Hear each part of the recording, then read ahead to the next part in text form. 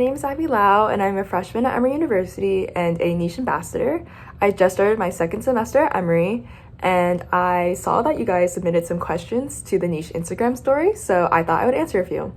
So the first question is, are there libraries or rooms for quiet/privacy, and do colleges have quiet study areas? Generally speaking, for most colleges, I would say there are a ton of study spaces. I don't think you'll have a problem finding them. For Emory specifically, in my residence hall, we have about 3 study rooms per floor, and students also really like studying at the student center and at the library. Right now with COVID-19, it's a little more difficult to go to the library. You have to book an appointment and you can only stay there for a short period of time, but there's still a lot of places to study on campus. So the next question is, if you are a bio or science student, which studying method helps you the most?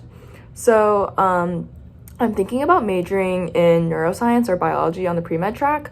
So I took general chemistry and general biology lab last semester.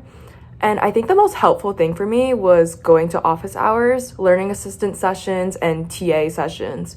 Because in high school, you don't have office hours. So when I first heard about going to office hours every week, I was very scared and I just didn't know how to talk to a professor. I felt like it was a very scary thing to do. So at the end of the semester, I started going because the content material started getting a lot harder. And I realized it's really not scary at all. And it's actually more comfortable for me because I was not really the biggest fan of asking questions in front of a huge Zoom class. So asking questions in office hours online with my professor was much easier for me, and I got a personalized approach. Also in our chemistry learning assistant sessions, they handed out extra worksheets that you couldn't get outside of those sessions, so it was a great way for extra practice. Just in general, just don't be afraid to reach out, because I know especially for those intro science classes, there are a lot of resources out there to help you because they want you to succeed. It's your first science course. Another thing is definitely reading the textbook or just going over worksheets before you go to class. So when you go to class, it's more just a reinforcement. It's not your first exposure to the topic. So what I would do was I would skim the chapter and look at the worksheet problems and try to figure them out before class. And if I couldn't do them, then I just go to class and see if I could do it there.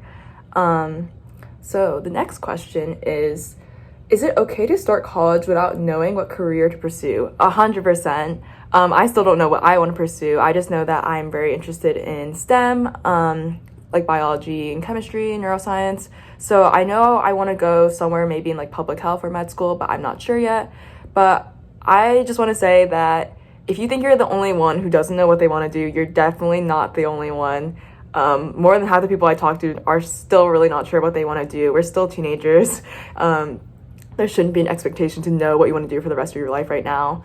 That's the great thing about college, though, is that for most colleges that I looked at before Emory, and also Emory included, you don't really have to declare your major until sophomore year or maybe even later. So you have a lot of time to explore different types of courses and see what you're passionate about.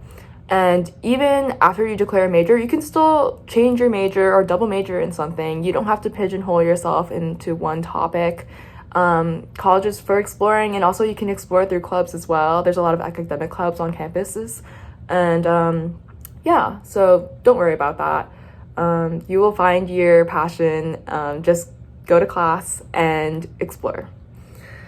Do you prefer in-person or online learning? I definitely prefer in-person learning, but I guess there are some perks to online learning. For example, I had a few 8 a.m.s last semester, and I didn't have to get up and get dressed and get ready before going to class. I just had to roll out of bed and then turn on my Zoom, so that was pretty nice. But yeah, in general, I do really enjoy in-person classes because I really miss the relationship you make with your professor and your classmates. That's definitely missing in a lot of my Zoom classes, and it's a lot harder to make study sessions and study groups with your friends. So the next question I got was, what were some deciding factors in picking your college and what was important in your college selection process? So one thing I really like about Emory is that there are a ton of research opportunities.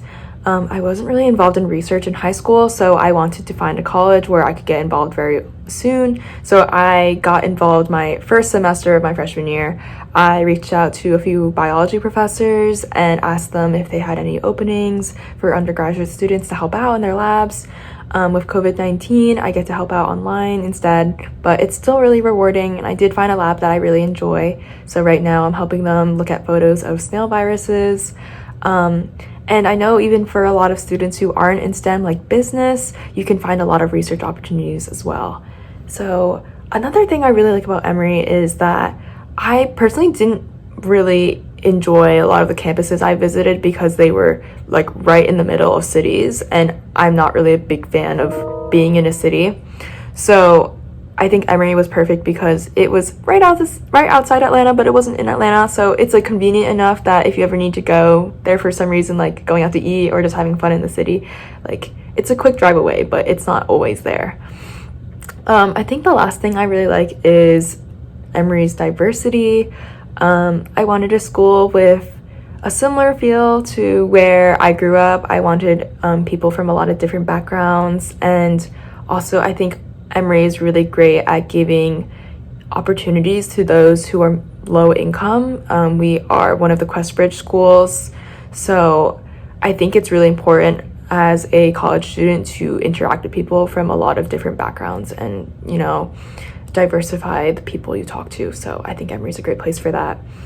The last question I have is, how do introverts make friends in college? So I would consider myself more introverted than extroverted. I took a personality test and I got like 51% introverted, so kind of in the middle. But I was really scared going to Emory because no one from my high school was going to Emory. I don't think, maybe only one person was even going to Georgia for college. So I wasn't sure how making friends would be, but I actually had a really easy time. I just tried to push myself, and I realized that there's actually a lot of introverts and not everyone around me is extroverted. So people are super open to making new friends, especially the first few weeks of school. And you can find a lot of friends through clubs and classes as well. So I would say just push yourself. It was really scary, but it paid off, and now I have a lot of friends that I can't imagine my life without. So I'm really happy with how first semester came out.